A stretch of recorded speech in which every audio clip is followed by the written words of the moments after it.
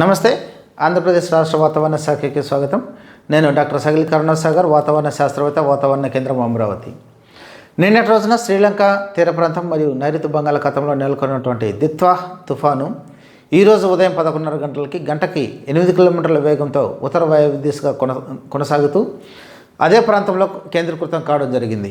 ఇది మరికొద్ది గంటల్లో చూసినట్లయితే ఉత్తర వాయువ్య దిశగా తన దిశను కొనసాగిస్తూ 30వ తేదీ ఉదయం నాటికి దాదాపుగా ఉత్తర తమిళనాడు, పుదుచ్చేరి, దక్షిణ కోస్తా ఆంధ్రప్రదేశ్ తీర ప్రాంతాల వైపుగా ప్రయాణించే అవకాశం ఉంది.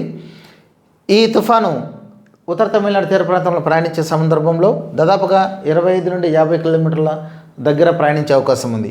వీటి ఫలితంగా రాష్ట్రంలో ఆంధ్రప్రదేశ్ రాష్ట్రానికి ఉన్నటువంటి వాతావరణ సూచనలు మరియు హెచ్చరికలు గమనించినట్లయితే ఈరోజు అనగా 29వ తారీఖున తేలికపాటి నుండి ఒక మోస్తరు వర్షాలు అనేక చోట్ల మనకు రాయలసీమ మరియు దక్షిణ కోస్తా ఆంధ్రప్రదేశ్లో సంభవించడానికి అవకాశం ఉంది.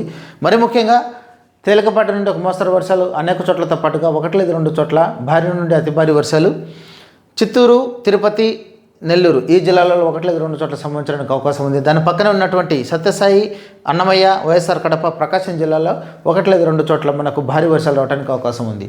అలాగే గాలులు చూసినట్లయితే ఈ తీర ప్రాంత జిల్లాలైనటువంటి తిరుపతి, నెల్లూరు, ప్రకాశం, బాపట్ల జిల్లాలలో దాదాపుగా మనకు 60 నుండి 70 కిలోమీటర్లు, గరిష్టంగా 80 కిలోమీటర్ల వేగంతో గాలులు వీచేదానికి అవకాశం ఉంది. దాని పక్కన ఉన్నటువంటి చిత్తూరు, అన్నమయ్య, కడప, అలాగే కృష్ణా, వెస్ట్ గోదావరి, కోనసీమ జిల్లాలలో మనకు దాదాపుగా 40 నుండి 50 కిలోమీటర్లు, గరిష్టంగా 60 కిలోమీటర్ల వేగంతో గాలులు వీచేదానికి అవకాశం ఉంది. ఇక రేపటి రోజున అనగా 30వ తారీఖున చూసినట్లయితే ఈ తుఫాను దాదాపుగా దక్షిణ కోస్తా ఆంధ్రప్రదేశ్, ఉత్తర తమిళనాడు తీర ప్రాంత సమీపానికి రావటం వల్ల మనకి ఈ కోస్తా ఆంధ్రప్రదేశ్ జిల్లాలో భారీ నుండి అతి భారీ వర్షాలతో పాటు అత్యంత భారీ వర్షాలు 1-2 చోట్ల సంభవించడానికి అవకాశం ఉంది. మరి ముఖ్యంగా చిత్తూరు, తిరుపతి, నెల్లూరు జిల్లాలలో 1-2 చోట్ల అత్యంత భారీ వర్షాలు సంభవించే అవకాశం ఉండగా అన్నమయ్య, వైఎస్ఆర్ కడప, ప్రకాశం జిల్లాలలో 1-2 చోట్ల భారీ నుండి అతి భారీ వర్షాలు, అలాగే మిగిలినటువంటి జిల్లాలైనటువంటి రాయలసీమతో పాటుగా పల్నాడు, గుంటూరు, బాపట్ల జిల్లాలో 1-2 చోట్ల భారీ వర్షాలు సంభవించడానికి అవకాశం ఉంది. ఇక ఉత్తర కోస్తాంధ్ర జిల్లాలు చూసినట్లయితే మనకు తేలికపాటి నుండి ఒక మోస్తరు వర్షాలు చాలా చోట్ల సంభవించడానికి అవకాశం ఉంది. ఇక గాలులు గమనించినట్లయితే 30వ తారీఖున అనగా రేపును దాదాపుగా 60 నుండి 70 కిలోమీటర్లు, గరిష్టంగా 80 కిలోమీటర్ల వేగంతో కృష్ణా, బాపట్ల, ప్రకాశం, నెల్లూరు, తిరుపతి, చిత్తూరు అనగా ఈ కోస్టల్ జిల్లాలో ఈ వేగంతో గాలులు వీచేదానికి అవకాశం ఉంది. అన్నమయ్య, వైఎస్ఆర్ కడప, గుంటూరు, వెస్ట్ గోదావరి, కోనసీమ జిల్లాలలో మనకు గంటకు 40 నుండి 50 కిలోమీటర్లు, గరిష్టంగా 60 కిలోమీటర్ల వేగంతో గాలులు వీచేదానికి అవకాశం ఉంది. ఇక 1వ తారీఖున ఈ సిస్టమ్ ఇన్ఫ్లుయెన్స్ ఇంకా కొనసాగడానికి అవకాశం ఉంది కాబట్టి నెల్లూరు, ప్రకాశం జిల్లాలలో 1-2 చోట్ల భారీ నుండి అతి భారీ వర్షాలు సంభవించే అవకాశం ఉండగా తిరుపతి, అన్నమయ్య, వైఎస్ఆర్ కడప, నంద్యాల వీటితో పాటుగా ఉత్తర దక్షిణ కోస్తా జిల్లాలైనటువంటి బాపట్ల, పల్నాడు, గుంటూరు, ఎన్టీఆర్, కృష్ణా, వెస్ట్ గోదావరి, ఈస్ట్ గోదావరి, ఏలూరుతో పాటుగా కోనసీమ జిల్లాలో కూడా మనకు భారీ వర్షాలు 1-2 చోట్ల సంభవించడానికి అవకాశం ఉంది.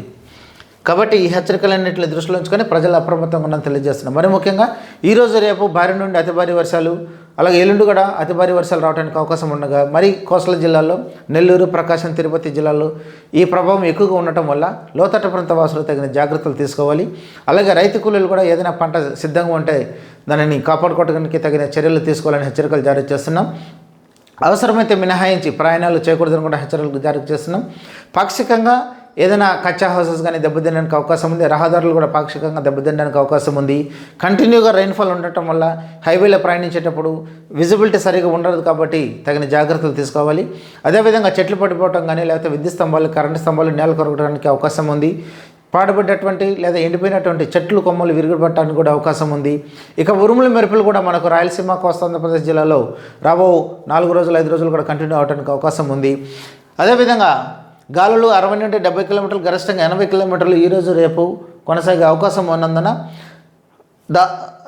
కోస్టల్ తీర ప్రాంతం వెంబడి అలాగే శ్రీలంక, తమిళనాడు, పుదుచ్చేరి వీటితో పాటుగా ఆంధ్రప్రదేశ్ తీర ప్రాంతం వెంబడి కూడా చేపలు పెట్టడం నిషేధించడమైనది అని హెచ్చరికలు జారీ చేస్తున్నాం.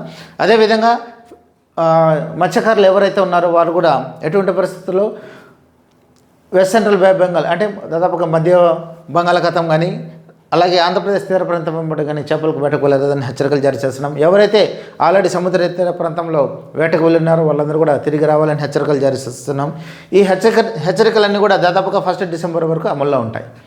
కాబట్టి ఎప్పటికప్పుడు తాజా హెచ్చరికల కోసం, వాతావరణ సూచనల కోసం భారత వాతావరణ శాఖ వెబ్సైట్ను సందర్శించండి. టీవీ అలాగే FM రేడియో వినండి. Thank you.